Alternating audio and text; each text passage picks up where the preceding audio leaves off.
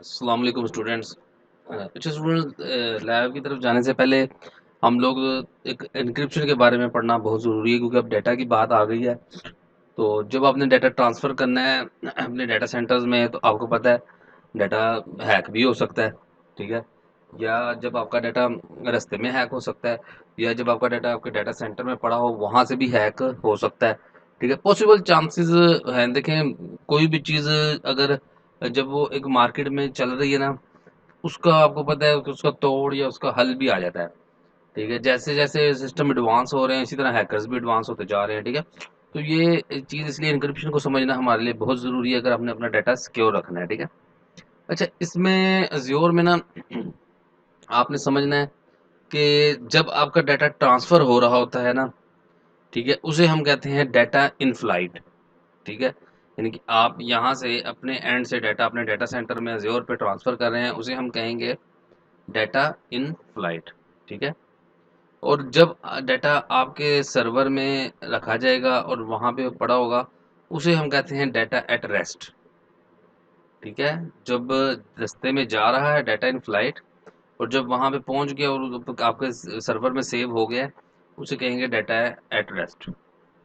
जो data in flight है, इसमें हम यूज़ करते हैं सिक्योर सॉकेट लेयर, एसएसएल, ये सर्टिफिकेट्स होते हैं, ठीक है। और डाटा एट रेस्ट पे हम दो टाइप्स की इंक्रिप्शन इस्तेमाल करते हैं, ठीक है। सर्वर साइड इंक्रिप्शन और क्लाइंट साइड इंक्रिप्शन, ठीक हो गया। इस चीज़ को आपने ज़रा ध्यान से समझना है, क्योंकि हम जब डाटा की बात आती है ना, तो डाटा की सिक्योरिटी बहुत ज़्यादा ज़रूरी होती है, इसलिए आपको पता होना चाहिए। और ये पेपर के पॉइंट ऑफ व्यू से भी सवाल बहुत ज़रूरी हैं। जब आप एग्जाम्स का देंगे तो इसमें से आपके क्वेश्चंस भी आ सकते हैं, ठीक है। तो ये चीज़ आपने ज़रूर समझनी है, और आपको समझ में ना आए तो आप मुझसे क्वेश्चन कर सकते हैं, ठीक है, तो मैं उसका आंसर ज़रूर करूँगा। अच्छा, हम बात करते हैं कि डाटा इन फ्लाइट में एसएसएल हम यूज़ करते हैं, और डाटा एट रेस्ट पे दो टाइप की इंक्रिप्शन है, ठीक है। वो हम आगे पढ़ेंगे किस टाइप की है। पहले हम पढ़ते हैं डाटा इन फ्लाइट को। ये मैं आपको ना एक स्टोरी के थ्रू ज़रा समझाता हूँ, आपको समझना आसान हो जाएगा, ठीक है। एसएसएल क्या चीज़ है? देखिए, एसएसएल जो है ना, ये बहुत एक इम्पोर्टेंट चीज़ है आपके और आपके जो क्लाइंट के और सर्वर के दरमियान जो रिलेशन होता है ना, उसको उसके लिए ट्रस्ट रिलेशनशिप को बिल्ड करने के लिए, ठीक है। क्योंकि आपने देखा है कि हैकर्स क्या करते हैं। फॉर एग्जांपल आप यानी कि फेसबुक की मिसाल ले लें, आप फेसबुक यूज़ करते हैं। अब जो हैकर्स है ना, वो आपका पासवर्ड और आईडी को हैक करने के लिए सेम फेसबुक पेज बनाएंगे, ठीक है, और उसका लिंक आपको सेंड कर देंगे। आप उस लिंक पे जाएंगे, आप समझेंगे फेसबुक पे ही आप लॉगिन कर रहे हैं, अपना पासवर्ड और जो यूज़र आईडी है वो एंटर करेंगे, ठीक है। तो आपका सारा जो भी पासवर्ड और यूज़र आई डाटा होगा वो सारा हैकर के पास चला जाएगा, और आपका जो फेसबुक है वो ओपन नहीं होगी, ठीक है। क्योंकि वो फेसबुक की वेबसाइट ही नहीं है, वो उसने एक फेक पेज बना के भेजा है, ठीक है। तो एसएसएल क्या करता है कि ये एक ट्रस्ट रिलेशनशिप बिल्ड करता है आपके और सर्वर के दरमियान, ठीक है। वो किस तरह से करता है कि ये एक यानी कि जो है ना, थर्ड पार्टी से सर्टिफिकेट अप्रूव करवा के कीज जनरेट करते हैं, ठीक है, और उन कीज के थ्रू आपस में कम्युनिकेशन करते हैं, ठीक है। इस चीज़ को हम आगे समझते हैं। अब ज़रा स्टोरी पे आपने ध्यान देना है। फॉर एग्जांपल, आपने yahoo.com को या youtube.com को या जिसको भी आपने जो है ना आपने सर्च किया, एक मिनट में ज़रा, ठीक है, ये आपका ब्राउज़र ब्राउज़र से आपने youtube.com को सर्च किया या फेसबुक को जिसको भी सर्च किया, ठीक है। ये आपकी रिक्वेस्ट गई सर्वर के पास। अब सर्वर क्या करता है कि सर्वर दो तरह की कीज़ को जनरेट करता है, ठीक है। एक गोल्डन की को, जिसको हम पब्लिक की कहते हैं, और एक ब्लू की, जो जिसको हम प्राइवेट की कहते हैं, ठीक हो गया। ब्राउज़र रिक्वेस्ट भेजेगा सर्वर को, और सर्वर आगे से दो कीज़ जनरेट करेगा, एक ब्लू और एक गोल्डन, ठीक है। ब्लू प्राइवेट और पब्लिक गोल्डन। आपने देखा होगा कि जब आप फर्स्ट टाइम कोई वेबसाइट ओपन करते हैं, तो वो थोड़ा सा डिले करती है ओपन होने में, थोड़ा सा टाइम लगता है उसको ओपन होने में, ठीक है ना। वो इसी वजह से करता है कि वो सर्वर के साथ अपनी कम्युनिकेशन को ट्रस्टेबल कर रही होती है, ठीक है। अच्छा, ये अब आगे देखते हैं। अब सर्वर क्या करता है कि वो गोल्डन की को एक सर्टिफिकेट में इनक्रिप्ट करता है, और उसे वापस क्लाइंट के पास भेज देता है। ठीक है,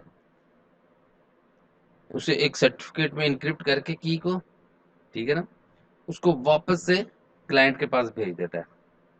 अब क्लाइंट क्या करता है, सॉरी, और ब्लू की को ना ये सर्वर अपने पास रखता है, क्योंकि ये प्राइवेट की होती है, ये सर्वर जो है ना वो क्लाइंट को नहीं भेजता। ठीक है, अब ये जो सर्टिफिकेट होता है ना, ये एक थर्ड पार्टी होती है, थर्ड अथॉरिटी होती है, जिसको सर्टिफिकेट अथॉरिटी कहते हैं, वो अप्रूव करती है। क्लाइंट क्या करता है, क्लाइंट के पास की और सर्टिफिकेट आया, ठीक है, क्लाइंट जो है ना इसको भेजेगा सीए के पास, सर्टिफिकेट अथॉरिटी के पास। सर्टिफिकेट अथॉरिटी क्या करती है, वो चेक करती है कि ये सर्टिफिकेट आया, हमने वाकई ही इशू किया है या नहीं किया। अगर इशू किया होता है वो उसको अप्रूव करती है, या आप देख रहे अप्रूव करती है, और उसे वापस क्लाइंट के पास भेजती है कि जी ये बिल्कुल अप्रूव्ड है। ठीक है, अब अब ये क्लाइंट क्या करता है कि इस सर्टिफिकेट को अपने डेटाबेस में स्टोर कर लेता है। ठीक है, ताकि जब नेक्स्ट टाइम वो उसको एक्सेस करे तो उसे दोबारा से यानी कि वो सर्वर के पास जाके उसके पास सर्टिफिकेट अथॉरिटी के पास जाके सर्टिफिकेट को प्रूव ना करवाना पड़े। ठीक है, आपने जैसे मैंने आपको बताया कि जब फर्स्ट टाइम कोई वेबसाइट ओपन करते हैं ना वो डिले लेती है। ठीक है, लेकिन सेकंड टाइम वो क्या करती है कि उसके कैशे में उसके सारे वो सर्टिफिकेट वगैरह सेव हो गए, तो उसका रूट और उसका डीएनएस, ठीक है, तो वो उसको उसको डायरेक्ट कर लेती है। ठीक है, सर्टिफिकेट अप्रूव होने के बाद क्लाइंट क्या, ब्राउजर क्या करता है कि यहाँ पे एक तो पैडलॉक लगा देता है, जिसका मतलब होता है कि वेबसाइट सिक्योर है, साथ इसके आ जाता है H T T P S. ठीक है, अगर ये सर्टिफिकेट ना हो और वेबसाइट सिक्योर ना हो, एस एस एल ना यूज हो, तो खाली एच टी टी पी होता है। ठीक है, जब सर्टिफिकेट अप्रूव हो गया, ठीक है, और इसके इधर डेटाबेस में सेव हो गया, ठीक है, यहाँ पे एक पैडलॉक वो ग्रीन कलर का लगा देगा क्लाइंट के वेब ब्राउजर पे, और साथ एस लगा देगा। ठीक हो गया। अब क्लाइंट यहाँ पे क्या करता है, क्लाइंट जो है वो अब दो सिमेट्रिक कीज जो है ना वो क्रिएट करता है। सिमेट्रिक कीज जो होती हैं उसको कहते हैं कि सेम, यानी कि डुप्लीकेट कीज कह ले, या सेम जो है ना एक जैसी कीज को वो जो है क्रिएट करता है। ठीक है, अब वो क्या करता है कि उसको, वो एक गोल्डन की को वो रख लेता है अपने पास, और दूसरी गोल्डन की को एक बॉक्स में रख के उसे गोल्डन की से लॉक करता है। ठीक है, गोल्डन की से लॉक करने के बाद ये की हो जाती है ड्रॉप, इसका काम यहाँ पे खत्म हो गया। ठीक है, अब वो इस बॉक्स को सर्वर के पास भेज देता है। ठीक है, सर्वर क्या करता है कि जो सर्वर के पास प्राइवेट की होती है, ठीक है, वो इस बॉक्स को इस प्राइवेट की के थ्रू ओपन करता है। जब वो इसको ओपन कर लेते हैं तो इस ब्लू की भी ड्रॉप हो जाती है, इसका काम भी खत्म हो जाता है। ठीक हो गया। अब क्लाइंट के पास भी ऑरेंज की आ गई है, और सर्वर के पास भी एक ऑरेंज की आ गई है। ठीक है, इन दोनों ने कीज आपस में शेयर कर ली हैं। ठीक है, अब नेक्स्ट टाइम जब भी आप यूट्यूब या याहू का सर्वर को जब भी एक्सेस करेंगे ना, तो क्लाइंट क्या करेगा कि इस गोल्डन की के थ्रू डाटा को इनक्रिप्ट करेगा, डाटा को भेज देगा इसके पास। सर्वर क्या करेगा कि इस ऑरेंज की के थ्रू इसको डिक्रिप्ट करेगा। ठीक है, इसकी जो भी रिक्वेस्ट होगी उसको फिर वापस से इस गोल्ड ऑरेंज की से जो है वो फिर इनक्रिप्ट करेगा, और फिर इसके पास भेजेगा, ये फिर ऑरेंज की से उसको डिक्रिप्ट कर लेगा। ठीक है, अब जो भी प्रोसीजर इनके पास चलेगा वो इंक्रिप्शन का और डिक्रिप्शन का, वो इन दो कीज के थ्रू चलता रहेगा। ठीक है, इन दो कीज के थ्रू, क्योंकि दोनों के पास सेम कीज है ऑरेंज। जो जिस चीज को, अगर फॉर एग्जांपल एक रूम की दो कीज है, ठीक है, एक आपके पास है एक मेरे पास है, अब उस रूम को आप भी एक्सेस कर सकते हैं, मैं भी एक्सेस कर सकता हूँ। ठीक है ना, मैं अगर रूम को लॉक करके चला जाता हूँ ताकि कोई अंदर एंटर ना हो सके, तो आप उसमें एंटर हो सकते हैं। ठीक है, तो सेम ये प्रोसीजर चल रहा है कि ये डाटा को इनक्रिप्ट करके सर्वर के पास भेज रहा है, सर्वर उसे डिक्रिप्ट करता है, फिर जो वापस उसकी रिक्वेस्ट होती है, फॉर एग्जांपल ये यहाँ से भेजता है हाउ आर यू, इनक्रिप्ट हुआ, सर्वर के पास आया, सर्वर डिक्रिप्ट करके पढ़ता है, अच्छा जी उसने हाउ आर यू का है, सर्वर आगे से कहता है आई एम फाइन, इनक्रिप्ट करता है, इसके पास आता है, ये इसको डिक्रिप्ट करता है, अपने पास आ जाता है जी आई एम फाइन। ठीक है, इस तरीके से इनके दरमियान कम्युनिकेशन चलती है। ठीक है, तो ये तो था एसएसएल। उम्मीद है आपको ये स्टोरी जो है ना ये समझ में आई होगी, और ये बहुत इजी वे है इसे समझने के लिए। ठीक है, इसमें इतना ज़्यादा वो नहीं है चक्कर कि आप इसको बहुत ज़्यादा पढ़ें।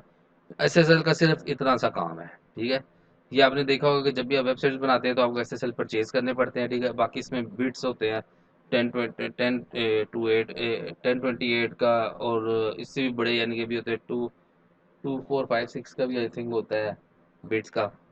तो ये इसकी पावर बिट्स के हिसाब से ही भी ये इंक्रिप्शन होती है, उसके चार्जेस होते हैं। ठीक है, जब बात हम करते हैं ना एज्योर की, तो इसमें जो इंक्रिप्शन मॉडल है वो दो टाइप के हैं। ठीक है, एक क्लाइंट साइड इंक्रिप्शन और एक सर्वर साइड इंक्रिप्शन। ठीक है, जबकि AWS की अगर हम बात करें ना, तो AWS में ये 5 टाइप्स के होते हैं। ठीक है, लेकिन अज्योर में सिर्फ 2 टाइप्स के हैं। ठीक है, तो हम अज्योर पढ़ रहे हैं इसलिए हम अज्योर के ही पढ़ेंगे। सबसे पहले है क्लाइंट साइड इंक्रिप्शन मॉडल। इसमें क्या होता है कि जो की होती है और इंक्रिप्शन जो होती है ये क्लाइंट करता है। ठीक है, इन दोनों मॉडल्स में ना ये डिपेंड करता है कि कौन ये सिलेक्ट किया जाता है कि कौन इंक्रिप्शन करेगा और कौन की जनरेट करके की को रखेगा। ठीक है, ये इन दोनों में ये फ़र्क होता है। क्लाइंट साइड में जो की है वो भी क्लाइंट जनरेट करके अपने पास रखता है, और इंक्रिप्शन भी क्लाइंट करता है। ठीक है, जबकि जो सर्वर साइड इंक्रिप्शन मॉडल है उसमें इंक्रिप्शन भी क्लाइंट करता है, ओ सर्वर करता है, sorry, I am so sorry.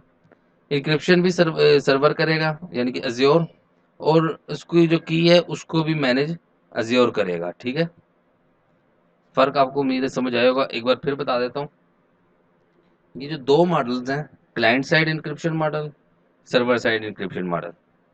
Client side में क्या होता है कि क्लाइंट डिसाइड करता है कि ये क्लाइंट है, ये ही अपने डाटा को इनक्रिप्ट कर रहा है और यही की को मैनेज कर रहा है। ठीक हो गया, ये डाटा भेज रहा है और रिसीव भी कर रहा है, उसको इनक्रिप्ट भी कर रहा है, डिक्रिप्ट भी कर रहा है। ठीक है, सर्वर साइड में क्या हो रहा है कि जो सर्वर है या अज्योर, अगर हम इसको कह लेते हैं अज्योर है ये, वो अज्योर की सर्विस ही है ना, जो यानी कि उसको इनक्रिप्ट डिक्रिप्ट करेगी। ठीक है, अज्योर जो है वो की को भी मैनेज कर रहा है और डाटा को भी इनक्रिप्ट कर रहा है। ठीक है, एप्लीकेशन क्लाइंट साइड पे ये काम यहाँ पे नहीं हो रहा है, ये काम यहाँ पे अज्योर कर रहा है। ठीक है, तो इन दोनों मॉडल में सिर्फ यही फर्क है। ठीक हो गया, AWS में ये 5 टाइप्स के हैं, और इसमें जो है ये 2 टाइप्स के हैं। ठीक है, तो ये चीज़ आपको बताना ज़रूरी थी क्योंकि अब डाटा की बात हो रही तो उसकी इंक्रिप्शन का भी हमें पता होना चाहिए, और पेपर के पॉइंट ऑफ व्यू से भी ये सवाल जो है ना ये आ जाता होता है। ठीक है, सो अब हम अपनी लैब्स की तरफ चलते हैं, बाकी जो अपनी हमारी स्टोरेज की लैब्स हैं, ठीक है, वो करते हैं।